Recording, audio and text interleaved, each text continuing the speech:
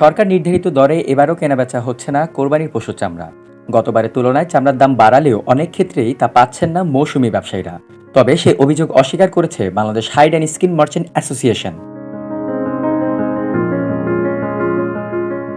ঈদের আগে চামড়া সংশ্লিষ্ট একাধিক সংগঠনের সঙ্গে বৈঠক করে কোরবানির পশুর চামড়ার দর ঠিক করে দেয় বাণিজ্য মন্ত্রণালয়। এতে ঢাকায় গরুর প্রতি বর্গফুট লবণযুক্ত চামড়ার দাম নির্ধারণ করা হয় ৫৫ থেকে ৬০ টাকা, যা আগের বছর ছিল ৫০ থেকে ৫৫ টাকা। এছাড়া খাসির চামড়া ২০ থেকে ২৫ টাকা ও বকরির চামড়া ১৮ থেকে ২০ টাকা নির্ধারণ করা হয়েছে। তবে ঢাকার সবচেয়ে বড় কাঁচা চামড়ার বাজার পোস্তায় গিয়ে সে চিত্র মেলেনি। সেখানে সরকার নির্ধারিত দামের চেয়ে কম দামেই চামড়া কেনাবেচা হচ্ছে।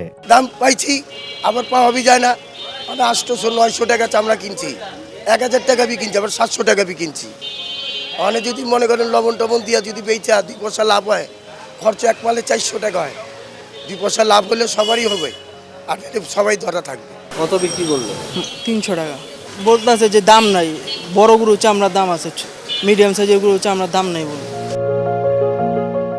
পোস্তায় চামড়া বেচাকেনা হচ্ছে তিনটি দামে। বড় আকারের চামড়া সর্বোচ্চ ১১০০ টাকায়, মাঝারি ৭০০ থেকে ৮০০ টাকায়, আর ছোট আকারের চামড়া ৩০০ থেকে ৫০০ টাকায়। প্রতি বর্গফুট ৬০ টাকা হিসেবে বড় আকারের একটি চামড়ার দাম অন্তত ১৮০০ টাকা।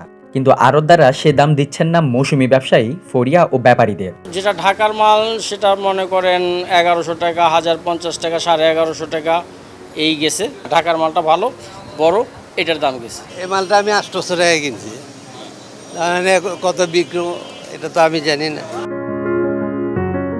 তবে এসব অভিযোগ অস্বীকার করেছে আড়তদারদের সংগঠন Bangladesh Hide and Skin Merchant Association. সংগঠনের সভাপতি বলেন, মৌসুমী ব্যবসায়ীরা যে চামড়া বিক্রি করেন তাতে লবণ দেয়া থাকে না। লবণ দিয়ে সেগুলো সংরক্ষণে ৩০০ থেকে ৪০০ টাকা খরচ হয়েছে।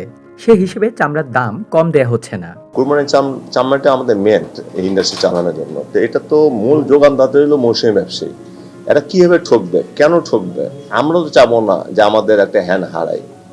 আর যদি তারা যদি প্রত্যেক বছরই যদি দুই একজন হয়তো ক্ষতিগ্রস্ত হইতে পারে, যে এইবারে সে নেমে গেছে, সে হয়তো কোনো ভুলবশত কিনছে, ভুল জায়গায় বিক্রি করে ফেলছে, এরকম দু একটা বিচ্ছিন্ন ঘটনা আপনার সাথে আমি একমত হতে পারি।